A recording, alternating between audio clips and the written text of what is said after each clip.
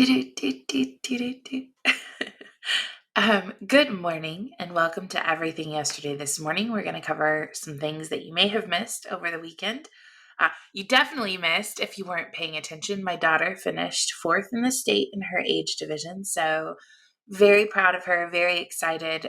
We ended the season on a high note. She didn't hit her goals, so she was pretty devastated about that, but um, man, when you're competing against the whole state, that's pretty good. So we're very proud of her. Moving forward, 2.8 million fowl, mostly chicken and turkeys, have died in the first month of a new bird flu pandemic. A highly pathogenic avian influenza pandemic is raging across the United States and in 1 month has already resulted in 2.8 million deaths. 13 states have had positive cases, and one of the most alarming things is this flu keeps hitting more and more commercial flocks.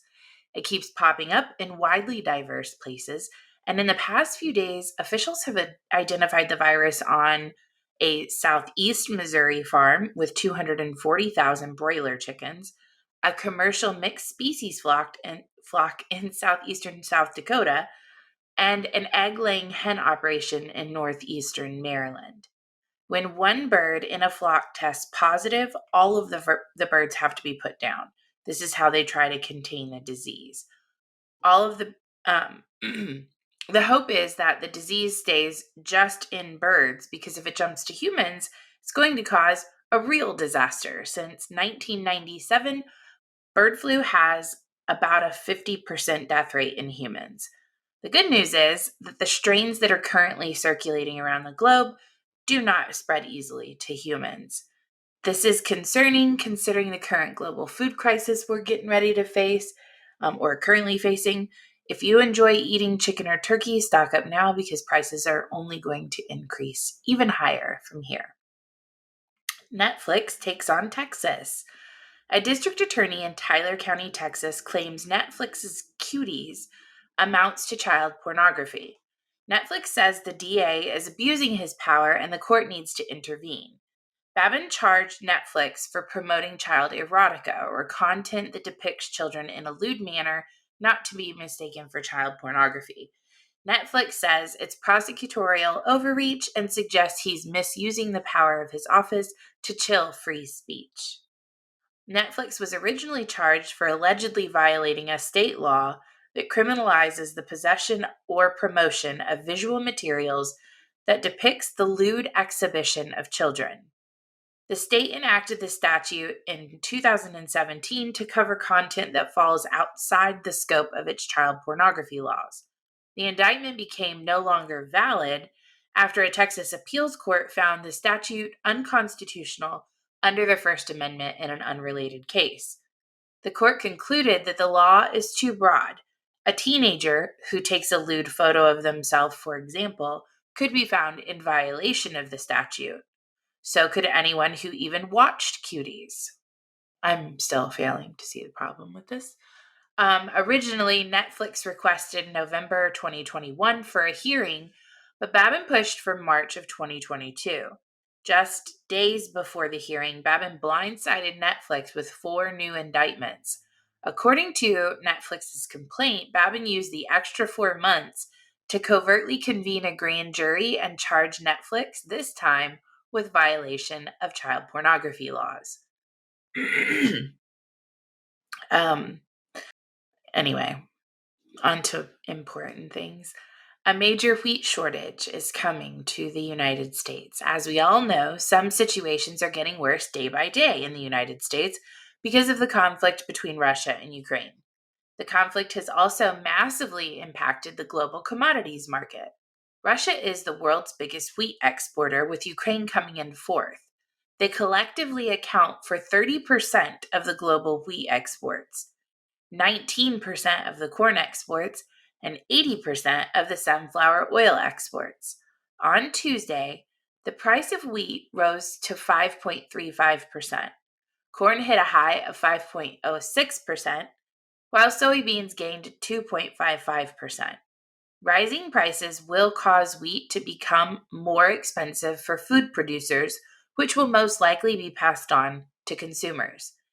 In the past year, cereal and baked goods have already increased 6.8% due to inflation, and according to Food Dive, the conflict may lead to 20 to 30% increased corn and wheat prices. In the United States, inflation has already reached a 40-year high. Cereal, bread, and pasta may be added to a long list of products facing shortages or disappearing entirely from grocery store shelves this year. I hope y'all are paying attention and stocking up because I've been saying it for a while now. 2 beers a day does as much damage to your brain as 10 years of aging. A new study is positing that drinking alcohol causes brain damage. In fact, the study says that drinking just 2 beers a day can do as much brain damage as 10 years of aging. And the study was published in Nature Communications, focuses on the associations between drinking alcohol and the volumes of gray and white matter in your brain. Essentially, the study focuses in on how the consumption of a moderate amount of beer can lead to years' worth of changes. The study looked at more than 36,000 high-quality MRI scans from the UK's biobank. It followed, of course, it's in the UK. Those bastards can drink. It followed up on research that previously focused on heavy drinkers.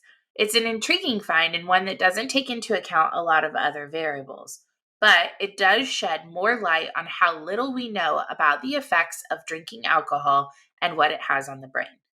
How far we have to go before we truly understand it is to be determined. Drinking beer causes damage to your brain as it shrinks the volume of gray and white matter in your brain, and the study also found that the more beers you drink, the worse the damage can be. The study looked at the average consumption, but the authors of the study are curious whether drinking just one beer a day is better than drinking none during the week and then 7 on the weekend. So binge drinking versus just casual daily drinking. Okay, let me try that sentence one more time.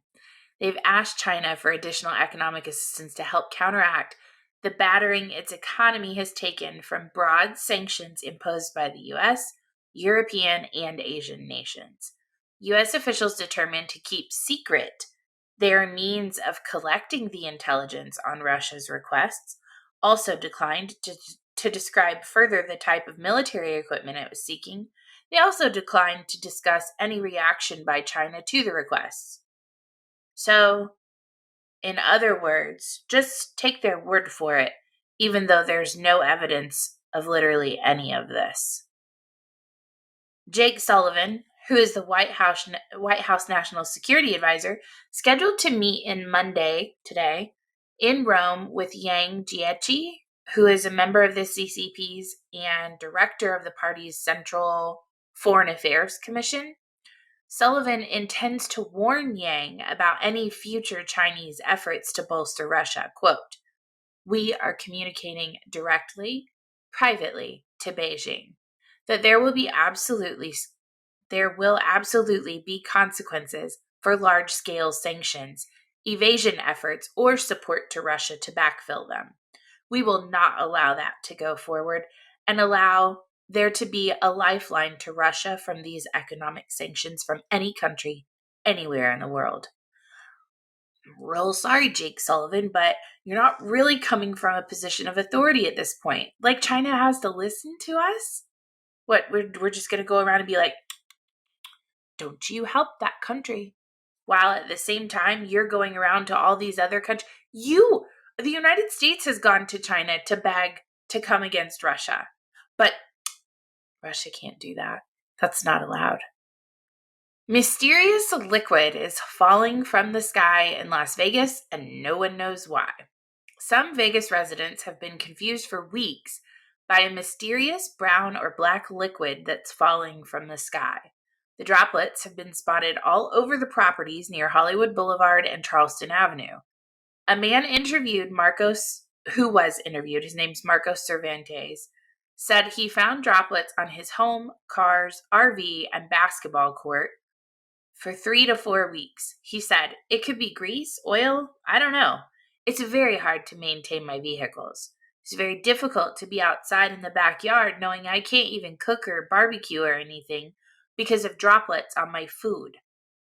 Other neighbors in the area have all experienced the same things with no explanation as to what it could be. Cervantes even contacted the FAA to see if the droplets could be from planes overhead, but got no response. Y'all, this is the part where shit starts seeping into your skin and grows into the animal from Alien and then crawls out of your chest after it's incubated long enough. Stay away from the droplets. I mean, it is in Vegas, so you know what's out there.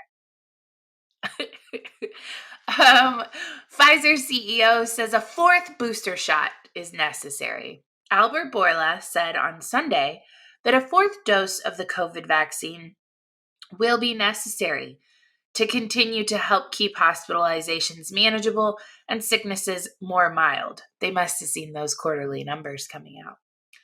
Right now, the way that we have seen, it is necessary a fourth booster right now. These are direct quotes, and I think the English is a little bit broken. The protection that you are getting from the third, it is good enough, actually quite good for hospitalizations and death. It's not that good against infections, but doesn't last very long. But we are just submitting those data to the FDA, and then we will see what the experts also will say outside Pfizer.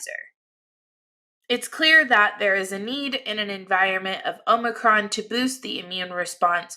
We are working very diligently right now to make not only a vaccine that will protect against all variants, including Omicron, but also something that can protect for at least a year. And if we be able to achieve that, then I think it is very easy to follow and remember so that we can go back to really the way we used to live. So yeah, go get another booster. Have fun with that. Tom Brady says he's returning to the NFL after announcing retirement. My place is still on the field. Brady is returning to the Tampa Bay Buccaneers. He has won 7 Super Bowls, which is more than any other NFL player in history. He's one of, if not the most accomplished player of all time. Originally, he said upon announcing his retirement, "It's time to focus my time and energy on other things that require my attention. I've always believed that the sport of football is an all-in proposition. If a 100% competitive commitment isn't there, you won't succeed, and success is what I love so much about our game. This is a difficult thing for me to write, but here it goes. I'm not going to make that competitive commitment anymore." Walking away from something that you love is really hard. Tom Brady's 44 years old, and football has been, other than probably his wife and children, the biggest part of his life for his whole life. I can't imagine walking away from a sport that you've been playing for that long is easy, but I hope that he doesn't get severely injured or end his career on a terrible note as the man who should have quit while he was ahead. But you never know until you take the shot, and I hope that's not how his story ends. Also, I was sitting thinking about like how that conversation went for him to come back. He's probably sitting there like with Giselle and be like, "Babe, Gronk called me. He needs me. I think I gotta go back." Like I just imagine like in his mind, he's getting pushback from Tampa Bay and from Gronk. "Okay, we'll pay this much more money if you come back." And that's hard to walk away from too. So I don't know. We'll see how it all shakes out. That has been your Monday morning edition of Everything Yesterday This Morning. I hope you had a great weekend, and I will see you guys tomorrow morning.